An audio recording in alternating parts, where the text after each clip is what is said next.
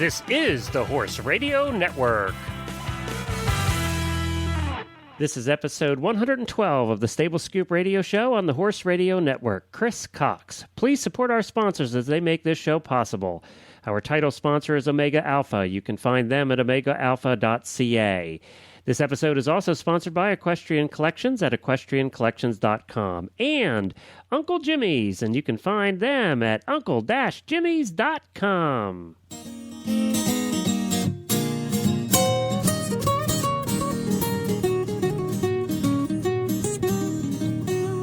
Welcome to the Stable Scoop, with weekly shows delivered right to you.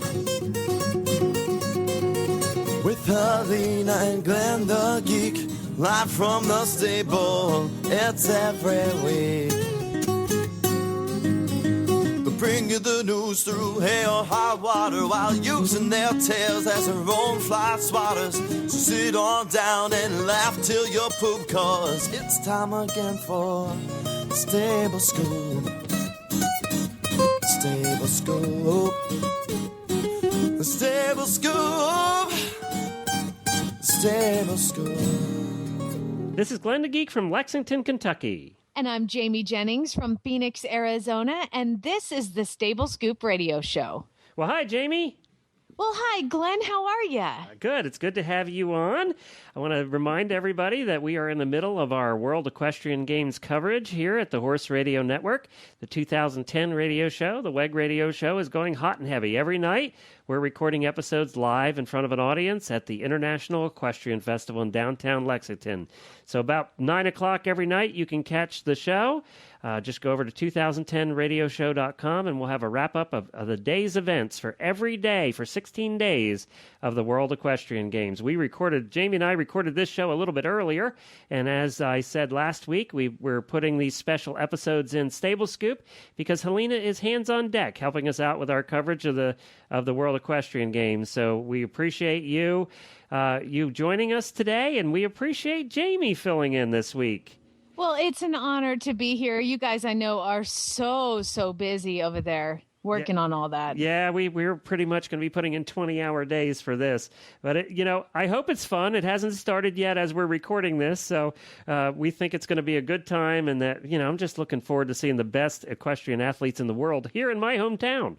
Not a bad gig, that is for sure. No, it's not bad at all. And Jamie, you didn't have a bad gig either. Let's talk a little bit about you. We've known each other for a little while now, and you're my hero because you were like real-time radio. You were doing real radio in Atlanta, like top 40 type, or big market stuff. Glenn, let's start with saying, if I'm your hero, you need to get out more, my friend. Because, yes, I was actually in radio for 10 years in Atlanta, Georgia. I did everything from pop radio, top 40, country, rock and roll, alternative rock. Whatever they needed was kind of where I filled in. So never actually got to do a show about horses. So I'm pretty excited because that is my absolute one love in life. And you are an eventer. I am. I growing up in Atlanta, there's not a lot of eventing, so I showed hunter jumpers, and then I moved to your hometown when I was 18 and started eventing in Lexington, Kentucky. And you actually did something that's really cool here in Lexington also, and something that not too many people get to do on such a historic track. Oh my gosh, yeah. I'm assuming you're talking about Keeneland. Yes. Yeah, I didn't have much of a brain at 19 and 18, so I decided. Nor do any of us. Yeah, exactly. I haven't caught up to the past 19 part, actually.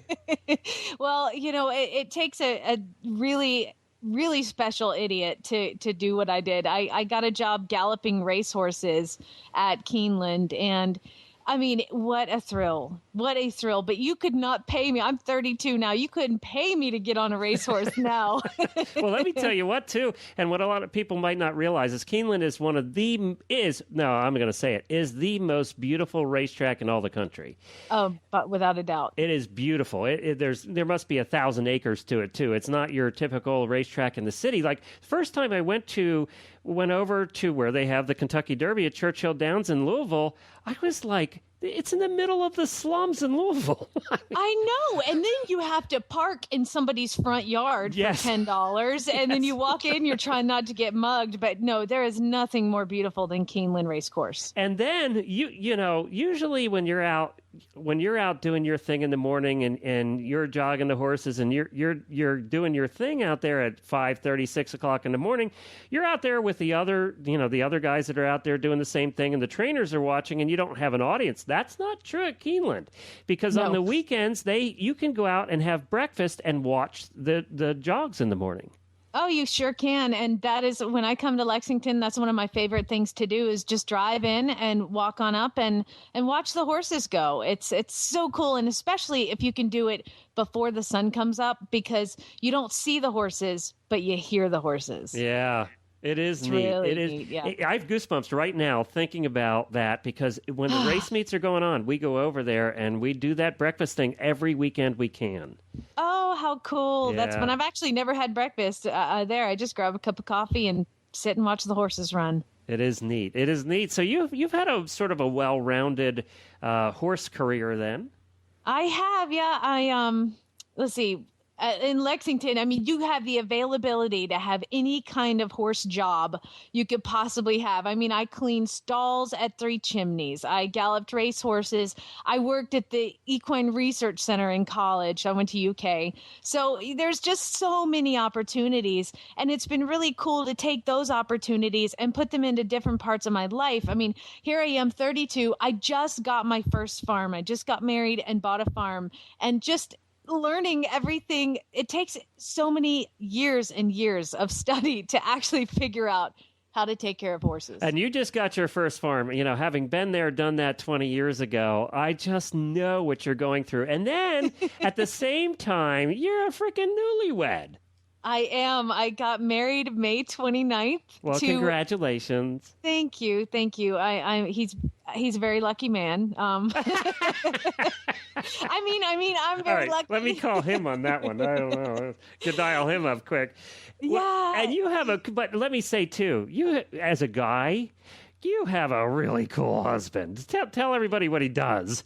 He's pretty awesome. I'm very, very proud of him. He is an F-16 fighter pilot for the United States Air Force. Yeah. Okay. There's kind of an ordinary job, that everybody can do, He's been everywhere. He's done everything. He's been to every country. I mean, I cannot, we tried to plan a honeymoon. I'm like, can we go here? He's like, oh, I've been there already. I'm like, you've been everywhere. How cool is that? I was so excited when I found out what your husband did, because that's every guy's fantasy, We all watched Top Gun 50 times. I have to laugh because the first time when we first started dating, I was working at a country radio station and I had to go to a NASCAR event in Atlanta. And I had to interview a bunch of the drivers, and I have no clue, of course, about NASCAR or what to say to a NASCAR driver. And I get not much. They don't say much. Exactly. And I get a text message from him, and of course he was joking. And now that I know him even better, it's even funnier. But he sends me this text, and he goes, "Don't worry, babe. Those guys want to be me." Oh, that's great. I guess if you did ask a NASCAR driver what would be the next coolest thing, I guess they'd say flying. Yeah. Much faster, pull more G's than flying a jet. So his confidence was inspiring. Well, now he's now getting dumped in with both feet into horse husbandhood. And I don't think he took my class on the Horse Husband 101 class yet. No. So, now you get married and then you say to him, oh, we're just going to buy this property and build a farm? The thing that stresses out relationships more than anything? Yeah, he has been a little bit surprised on the amount of work. I was telling you the other Sunday morning, he's in bed. I'm like, I have to get up and go feed the horses. He goes, "You're always feeding the horses." Oh, like, every day, really, a couple times a day, they require food. Oh, and then you got to clean their stalls. And oh, by the way, the fence broke, even though it's brand new. Yeah. Yeah. Well, I did have one of those. This is so stupid. For owning horses my entire life, I should know better. But just 3 days into this whole thing, my horse breaks down the the tack room door and goes in and eats 30 pounds of grain. Ooh, that's never good. No, that was a $300 vet bill that he learned about. Yeah. I'm like, honey, you have to put the clip on the door. Welcome to horse husbandhood. Yes, I'm afraid for him to take your class, Glenn. He might go run away. He needs to listen on this show. We have done a couple of horse husband episodes. Every year we do one. And he needs to listen to it because it's very educational. We get 4 horse husbands on, and we chat about what it's like and the nightmares and the top 10 things we have to put up with. Okay, so let me ask you. Now, one of the things we have to put up with is a horse husband. And if I know him, he's military, so he's kind of a neat freak. Yes. Yeah, to say the least. Okay, now he's married to a horsewoman. Are you the kind that junks up your car and the barn is much cleaner than the house and all of that? It's funny you mentioned the car thing because that is his biggest pet peeve about me. He has like a nice Audi, like performance vehicle, and I have a 2001 Dodge Ram, diesel that I come rolling up in this place with. And then he's like, "Can I borrow your truck?" "Sure, you can borrow my truck. Let me clear off the seat for you." Same deal. Yeah, he's experiencing all of it, and I don't think I need to flood him with too much information at once. I'm going to have him co-host one day. We're definitely, next year when we do the Horse Husbands episode, we're getting him on because he's a brand new horse husband. And you know what's going to happen? We're going to have 4 guys. It's going to be talking about flying the whole time. That's what'll happen. Yeah, it seems to be that way. A lot of my I have a boarder and some students, and they come over, and all their dads talk to Chad. Well, didn't I see a cool picture of you with him beside the plane? Yes, I did.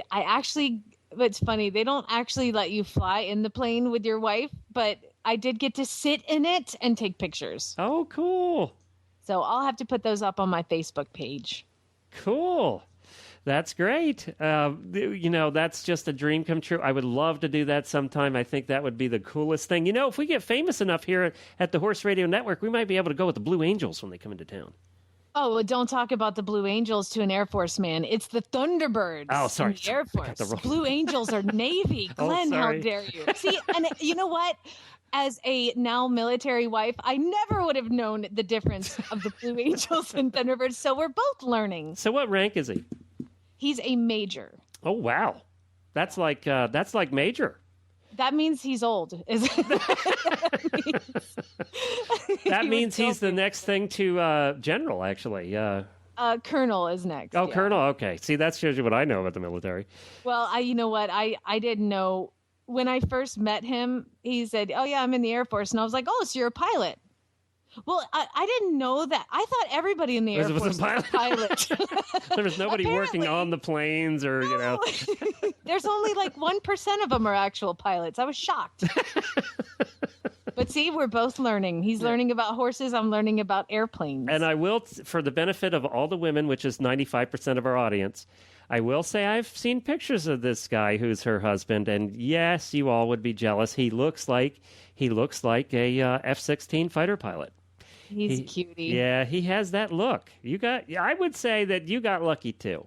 Yeah, we both did. We're incredibly happy and so excited to be married. And I really think it's been great to start your marriage off. I mean, this house was a foreclosure, so we have together painted every room. We have put up the stalls. We put up an arena together. We have done every little detail, including like patching holes in the walls.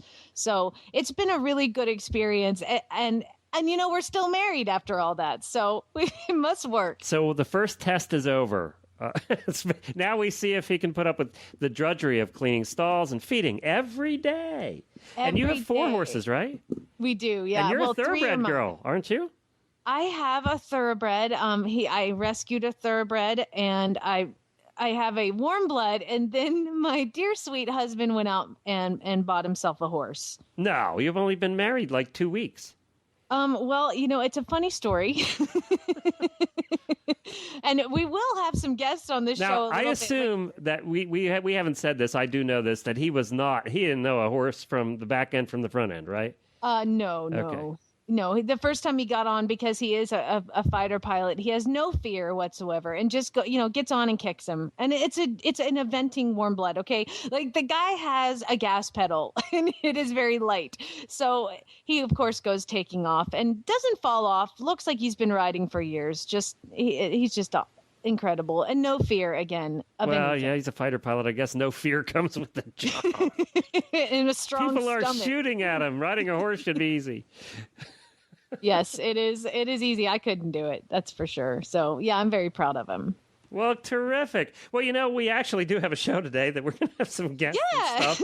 So tell everybody what. And I want to thank you too, as all the guests for this month during the World Equestrian Games.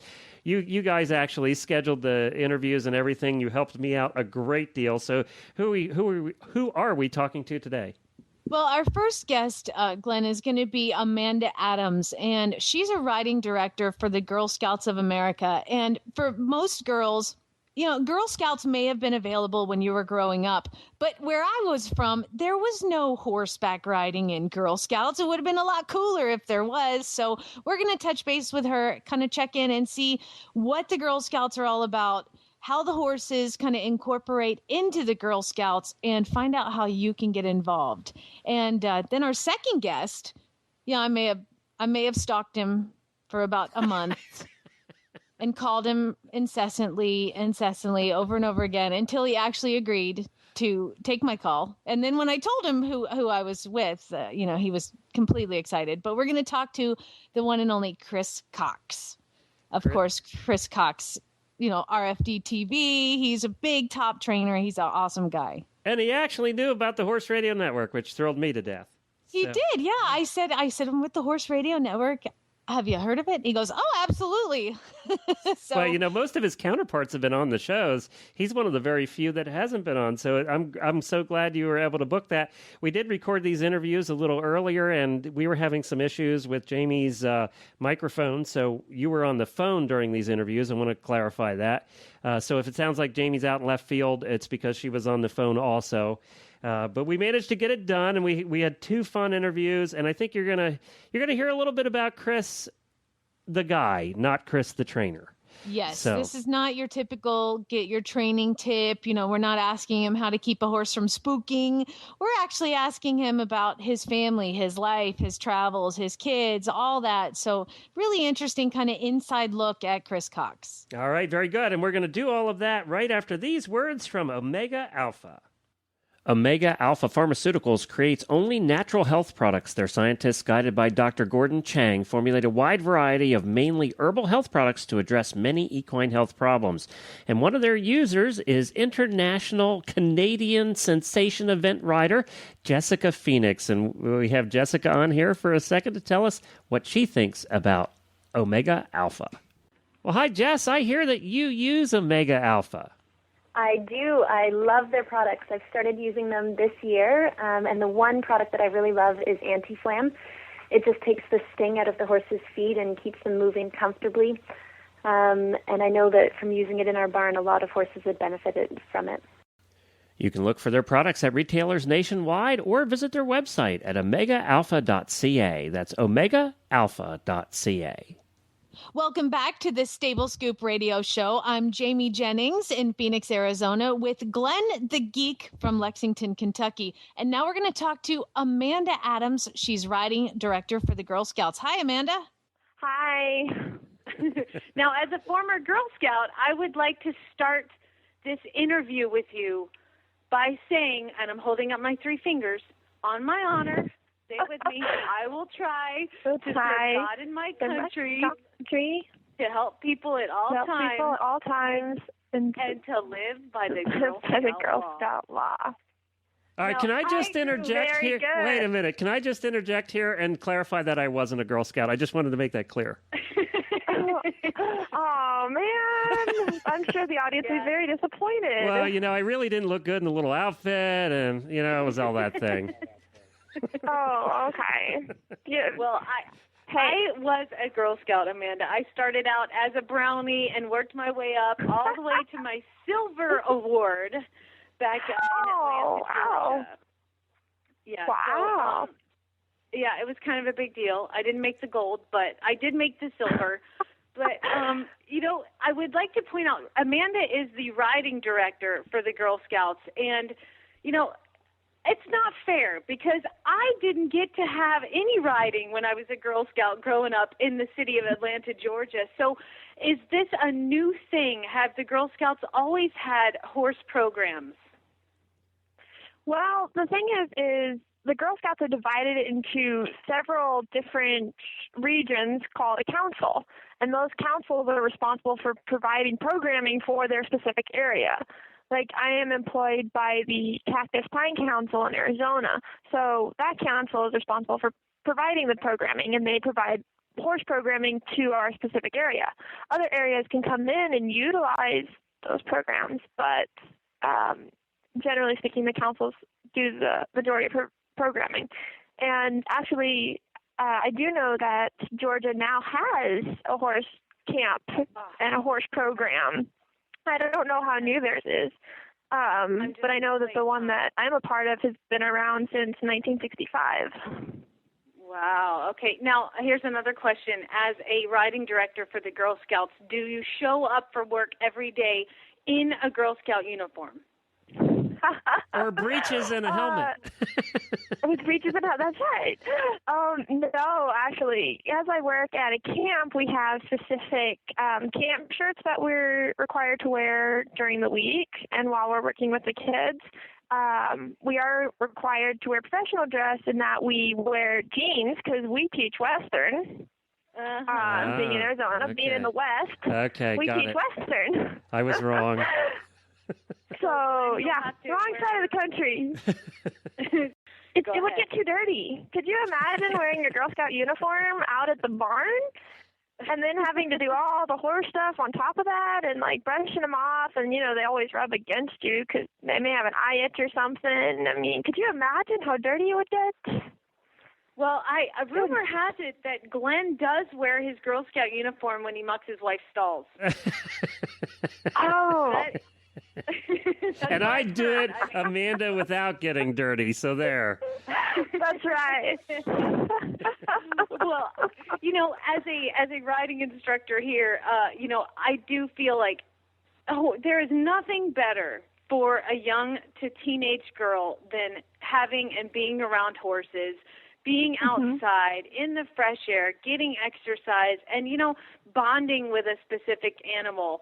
How do you feel that horses, really positively affect young women, and why is it important to the Girl Scouts to have a riding program?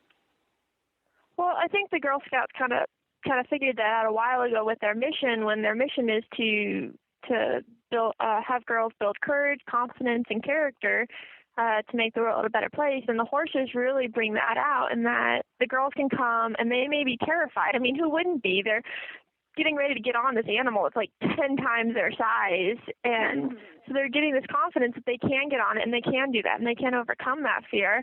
And then they're gaining courage by doing that. And then they get to steer them around. So now they're not only on top of this, 1,000, 1,200-pound horse, now they're actually steering it. They're going around cones. They're going over poles. They're walking, and they may be trotting. I mean, then they gain that courage and that confidence, and then it just kind of builds that character as they start to bond with the horse, and they start to learn how to respect the horse, respect others within the group that they're riding in. They just get a whole new outlook on life. Yeah, and I think that's important at any aspect in a young woman's life, is to make that transition from controlling that horse to controlling their own life. I think it's unbelievably important, and I just absolutely love what the Girl Scouts do. We like it because it also encourages them to not only accomplish taking control of their life and being the leader, but also to be a team player, because you have to work with the horse or you're not going to get anywhere. So being that team player, and then as a part of a group, learning how to maneuver so that you don't run into others and that you work as a group to accomplish a goal. So I assume, being that you're over there in the West, that you're using quarter horses and not wacky thoroughbreds or Arabs. Actually, we have a couple of thoroughbreds. Do you? Mostly quarter horses and a lot of paints. A lot of it just depends. I mean, a horse with a good personality is harder to replace no matter what breed they are. Now, you see a lot of kids go through your program. How many of them actually then really get into horses seriously? Have you seen that happen? Well, a lot of that depends kind of on the opportunities that they have outside of the camp and outside of the fall program that we do. Many of them that live in like the Phoenix, the city, like inner city Phoenix or the suburbs of Phoenix. I mean, it's kind of hard to be able to go out and just ride all the time. Some of them do, and some of them have gone through our program. They started out as a brownie in the horse camp program and then have gone all the way through.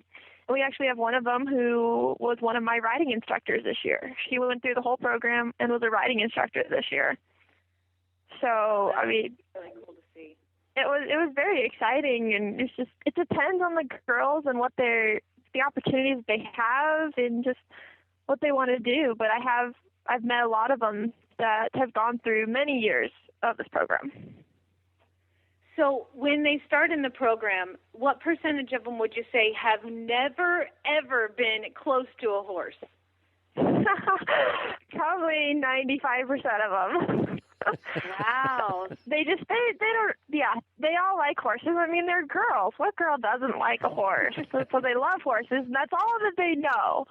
Until they poop in the aisle, and then all of a sudden they scatter. Yes, but it's exciting when you have them on the horse. They're like, they're more fascinated by the horse that's peeing in front of them than anything else going on in the arena. And so it definitely takes a lot of our staff to kind of keep an eye on them. But it's a lot of fun, and just once they get that realization, it's so exciting, and they're like, I love this, it's awesome, and yeah. Well, that's great. Now, I guess for Glenn and I, the most important question is, being a riding director for the Girl Scouts, is there any way you can get us a discount on Thin Mints? Oh, you know what? If you work for the Girl Scouts, like I worked at the camp, we got cookies all the time. Oh, so there you go. See, you're just in the wrong line of work. All right, Amanda, my address is... you can just forward them over there, and for every morning, that would be great. 1 box a week would be fine. Yeah, we'll take more. We will not turn any cookies down. Well, some of the cookie sales help these girls go to camp. Some of the girls that I was able to work with this summer, they actually earned their way. They did all the cookie sales, and they earned their way to go to camp. Well, so through those cookie sales that you bought, you're allowing for these girls to go get opportunities that they may never get otherwise. Okay, she did a great job there, Jamie, of making us feel guilty for asking for free cookies, didn't she? Boy, she's trained. Sorry. We'll pay double, Amanda. We'll pay double for the cookies. Well, Amanda, we really, really appreciate your time. How can girls get involved in this? Like, if nobody's been to a Girl Scout meeting, if they want to get involved, what do they need to do? Well, the best thing they can do is look up on the website at girlscouts.org, and they can actually find a council in their state. There it pops up with a map of the U.S., and they can click on their state, and it tells them all the councils that are in their state and around their state that they could get involved with, and then they'll have the websites, and they can go to the website of those councils, and that'll tell them all the programs and what they need to know about being a Girl Scout. Well, that's great. Thank you so much, and thanks for taking the time to positively affect girls by getting them involved with horses. Well, thank you for having me on. This is a wonderful opportunity. Thanks, Amanda. Thanks so much to Amanda Adams of the Girl Scouts for joining us. This is Jamie Jennings, and you're listening to the Stable Scoop radio show. Now we're going to hear a word from Uncle Jimmy. Regular listeners to the Stable Scoop Show know that Helena and I just love Uncle Jimmy's and his fantastic line of products. His products have the highest quality ingredients, and that is why they have taken off like they have. Of course, it all started with Uncle Jimmy's hanging balls for use in the stalls, and then came squeezy buns. We know you need to reward your horse outside of the stall as well. That is why Uncle Jimmy developed Uncle Jimmy's squeezy buns. Squeezy buns are all natural and loaded with nutritional ingredients for your horse. Unlike similar products on the market, they are individually wrapped to preserve freshness and eliminate mess. With competitive pricing and Uncle Jimmy's quality guarantee, the Squeezy Buns promise to be a hit among horses and horse lovers alike. Learn more about all of Uncle Jimmy's products or to find a dealer, visit uncle-jimmys.com. That's uncle-jimmys.com. Well, thanks to Uncle Jimmy. He's always a treat to talk about, to have on. And, of course, his products have made it big in the United States thanks to his marketing effort.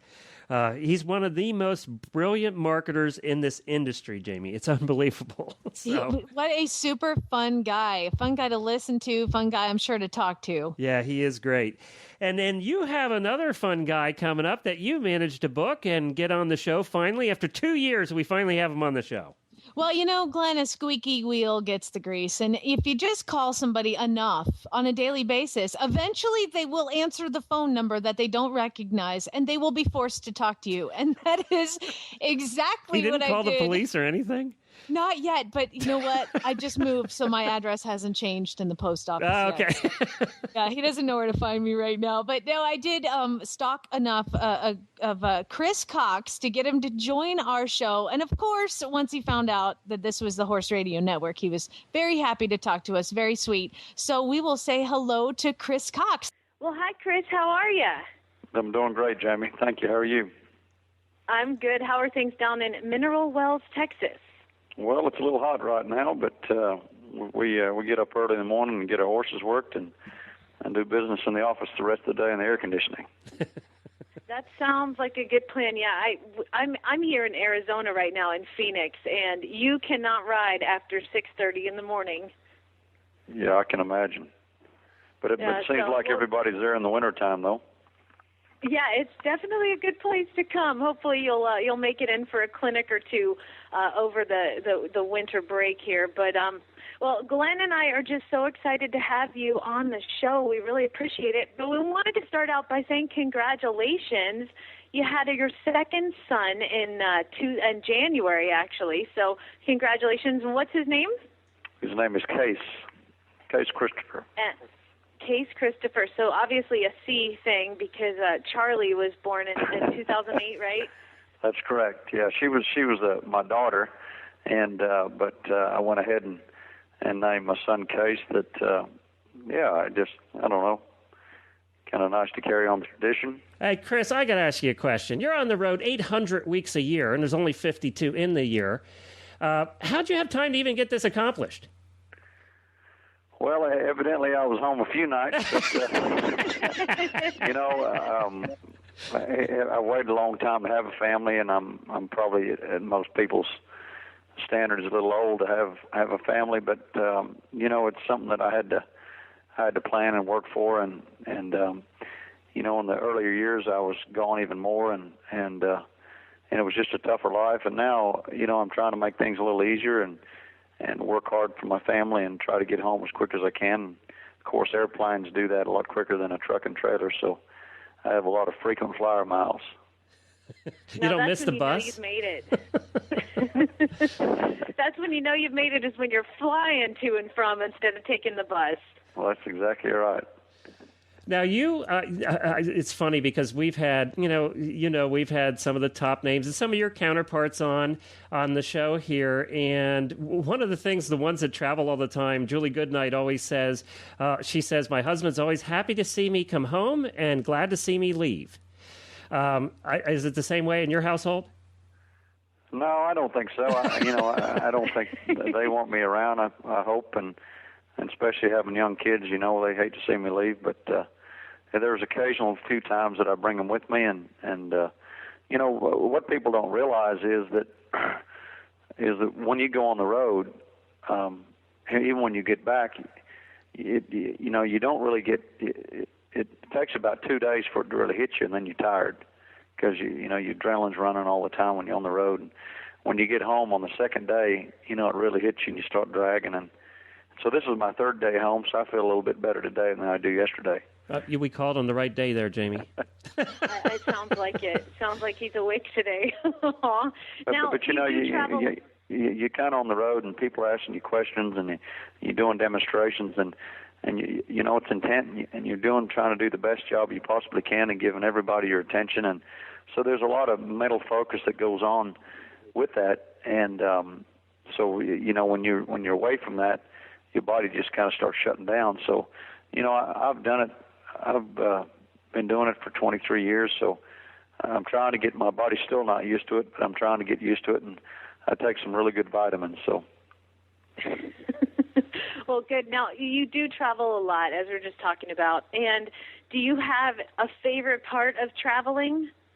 I like to go, in the wintertime, I like to go where it's warm. In the summertime, I like to go where it's real cool. So I was just in California in the mountains up in the Bay Area where it was a high of 62 degrees during the day. So I really love that. I bet. Isn't that crazy? And are you at the point in your career where you can pick and choose those now? Well, yeah, I'm kind of fortunate enough to help direct the clinics in certain areas, and you know, it's always nice. I like to go to a lot of different areas. I like to go to places that may not have been before, and different parts of the country, and meet new people, and that's always exciting for me. Well, and meeting lots of new people must really happen when you go to the road to the horse. That's Glenn, I don't know if you know what the road to the horse is. I'm sure you do, but it is, oh my gosh, the coolest competition. The top trainers in the world get together. And what do you have, Chris, 3 hours? Oh, you know, I think it's about an hour and a half the first day, and then maybe an hour and 20 minutes the second day, something like that. So, yeah, it's roughly around 3 hours within 2 days. 3 hours, and what do you do in that 3 hours? I mean, like, just kind of give us the general overview. You kind of do as much as you can that the horse allows you to, and getting your horse prepared. The first day, sometimes you'll ride him, sometimes you won't. The second day, you get him riding and get him to where he's soft, and then after your hour and a half or hour and 20 minutes in the round pen, then they tear everything down and they set up an obstacle course around here and around the arena, and so you've got no perimeters really except for the arena, and you got jumps and you rope on them, and you do all kinds of stuff, stop and back them up, and just with those little bit of time that you've got to work with your horse. So without saying, you've got to build a lot of trust and a lot of confidence in that horse. And this is a horse that is basically completely untouched when you start it, right? Well, I think they might have had a halter on them a couple times, but it may take you 30 minutes to an hour to get them caught. Yeah, they're pretty much like a wild horse. Well, the Road to the Horse takes place in February in Tennessee. So again, probably a little chilly down there, but this coming year is going to be incredible. I cannot wait to see how this pans out, because you are a two-time winner. You're taking on Clinton Anderson, who was also a two-time winner. And just to throw another name in the mix, why don't we have Pat Pirelli involved as well? Yeah, it's pretty exciting. I've gone up against Clinton before, but I've never been up against Pat, and I think it's an exciting time, and I really take my hat off to those guys that go in there and put their reputation on the line, and it's not about necessarily promoting themselves. It's about what they can do with a colt at that particular time, and I think it's good for the industry. Chris, actually, Jamie missed the biggest personality that's involved in the Road to the Horse, and that's Tootie Bland. Mm-hmm. Tootie is something else. We've had her on the show before, and I have to tell you, absolutely love the woman. She has more energy than anybody I've ever seen.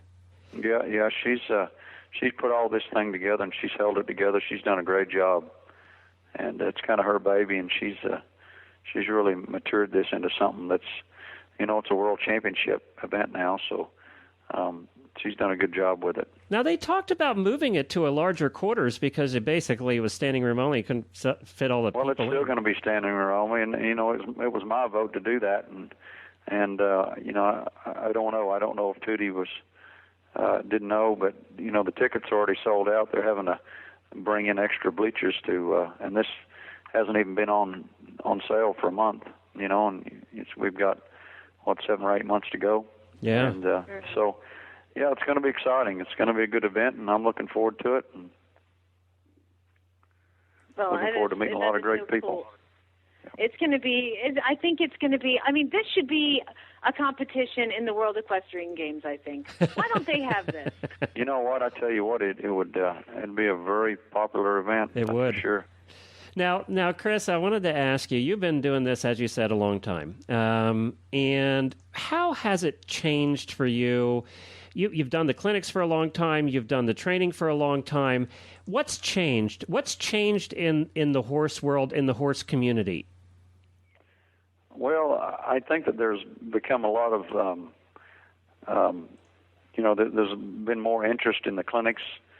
There's been more interest in just people that just want to recreational ride, and but they want to be safe and they want to have the best ride and they want to be as knowledgeable as they possibly can. What's happened is that a lot of the work that I do, it's kind of spread throughout the world in different countries and in Europe and gotten very popular. And my goal is to be able to spread the word of the horse and what the horse can do for us in a lot of aspects, even in our general life. So it's just, 20-something years ago when I was doing clinics, you couldn't just do it full time and stay on the road necessarily. There's a few guys that could, but, I couldn't. I was training horses and working at the ranch and doing stuff and doing a clinic when I can. But now, it's turned into a full-fledged business, and there's other businesses out there that have flourished just like mine has. And, it's exciting. It's exciting. And if people are getting turned on to horsemanship and understand how important it is to be able to communicate with your horse in the correct manner. And there's a lot of people, there's so many people out there that are doing stuff, but I think in the long run, the authenticism will eventually appear and stay strong on whoever's doing this correctly. So it's really caught on, Rick. It's got a lot of excitement behind it, and it's not just in the United States; it's throughout the world. Mm-hmm. So, are you traveling internationally now, or do you do? Yeah, I've traveled internationally for several years. Jamie, I've gone to South America a lot, and Australia and Canada, but Europe's been asking me to go over there in several different countries. China's got a horse expo this year they wanted me to go to in September that conflicts with a date, and then we're going to go to England and Scotland and just Italy and a lot of different countries that are looking to get involved in something like this. So, yeah, we're pretty excited about the opportunity. I've been really impressed too with the popularity of Western riding in Europe and throughout the world. Western riding has really taken off as well. Yeah, and I wouldn't necessarily just say Western riding, but the thought process of the natural horsemanship techniques, I think, has really come about, and people are starting to get turned on to that, even though they ride English or Western. To me, it doesn't really matter. But there's certainly a lot of interest in it.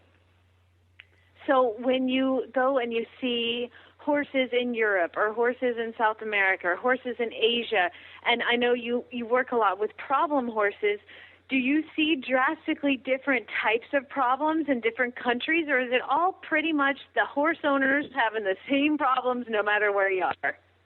Oh, it's the same thing, Jamie. A lot of the time you really only know what you've been exposed to in your traditions and who you've learned off in the area where you grew up.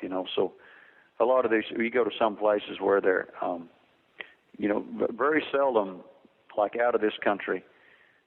One of the biggest problems we've encountered is some of the people not being firm enough with their horses. Years ago, it was the opposite; they were too firm. Now they're almost creating pets and losing disrespect.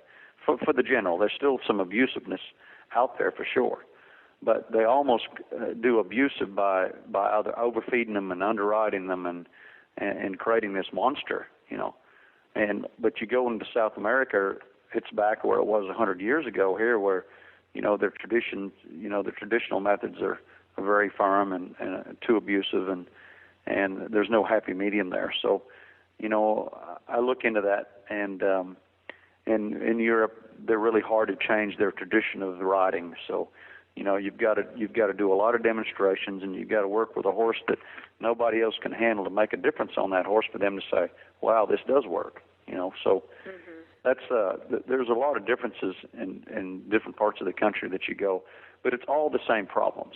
You know, horses are having the same issues. It's just the way they've been exposed to it in their life, on who they've been around and who, you know, what they've learned. You know.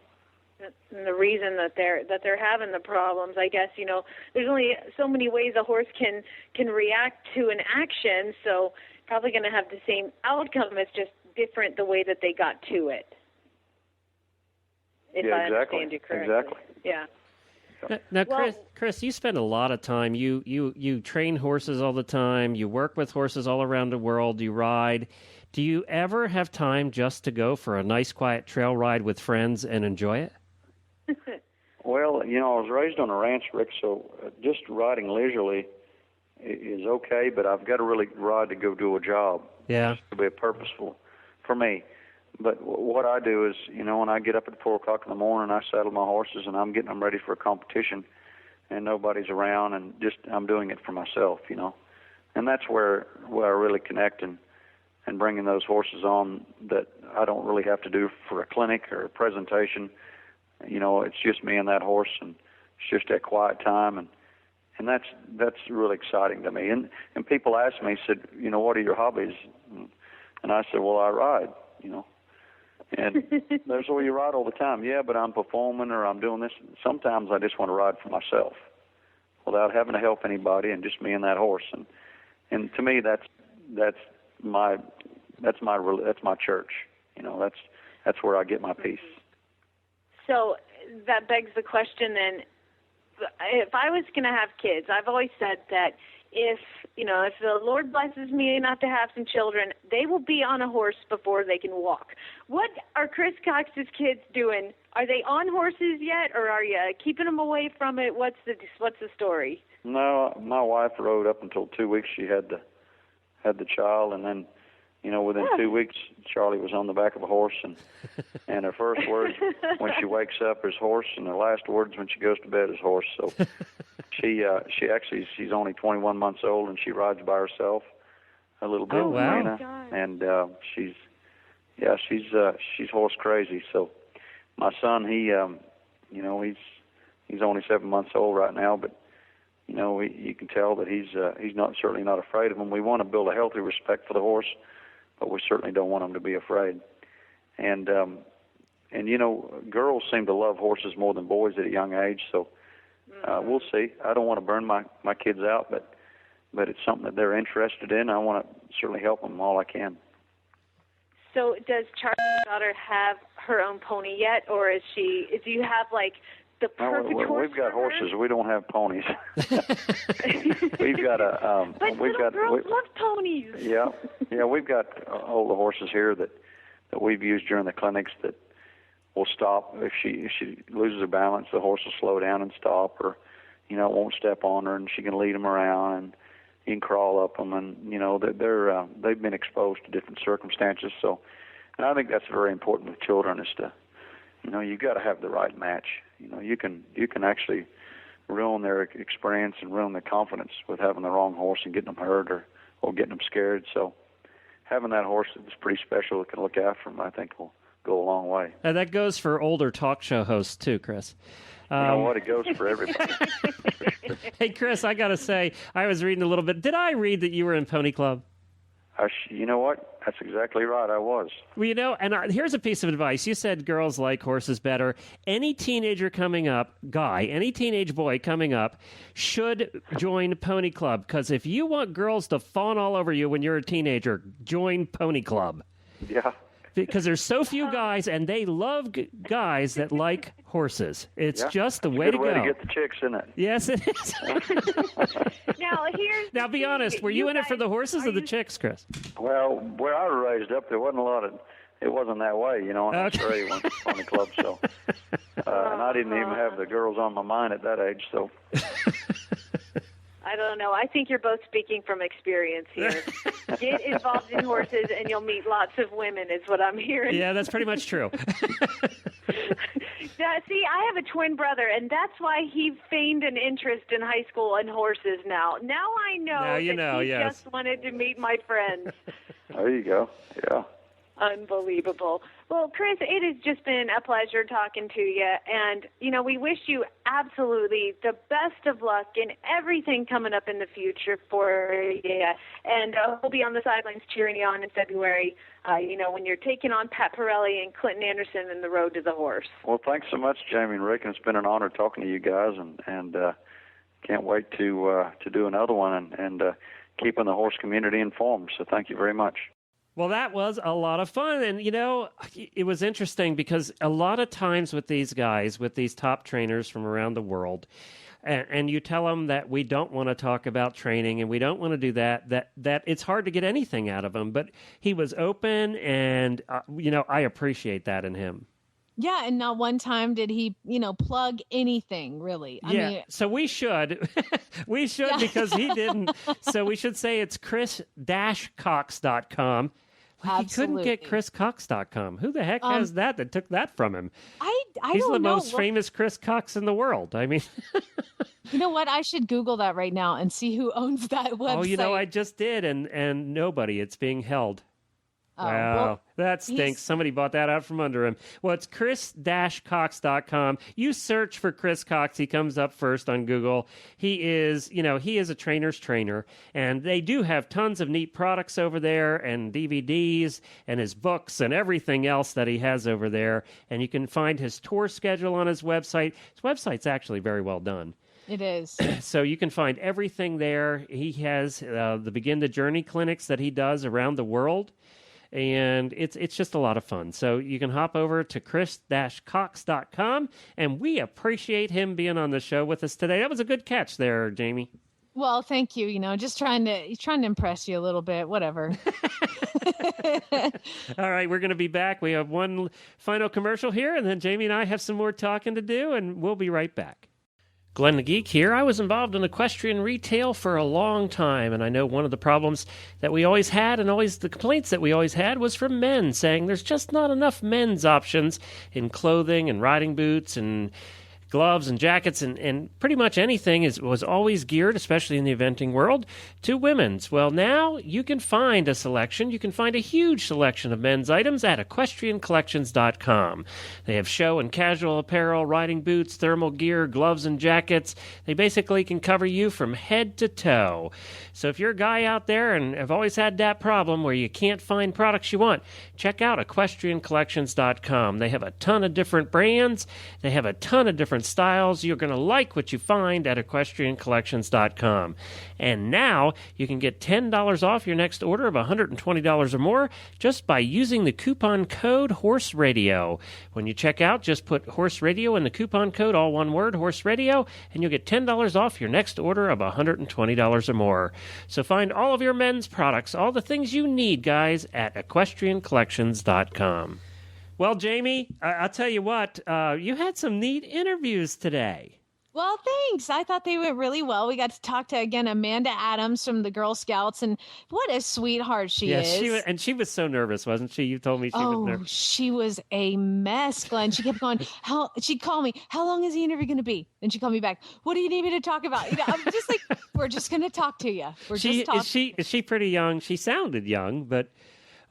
she's probably in her early 20s. I met her when she was doing therapeutic riding. So she has just this big heart of gold, a total sweetheart. So when we got to talk to her, she was very excited and, yes, very nervous. And then we messed around her time about 6 times. So she ended up having to wait an extra 2 hours for us to get a hold of her. She just sat there, I'm sure, panicked. Well, Amanda, you did terrific. You're a good representative of the Girl Scouts and the equestrian program over there. You did great. Yeah, she was very good. And again, thanks so much to Chris Cox for joining us. I guess persistence pays off, and he joined the show, and now we can say he's a friend of the show. That's right. That's correct. And Chris, we will have you back at some point to talk about training someday. All right. And let you plug your website. Everybody, you can find our show notes, and you can find links to all our guests today at stablescoop.com. And also, you can follow us on Twitter. We're at Horse Radio. Are you tweeting yet there, Jamie? That's going to have to be a whole nother show. Jamie, to get me in the Twitter world. I know. We're going to get you tweeting before long. And also, you can find us on Facebook. You can just do a search for Stable Scoop, and you'll find us over there.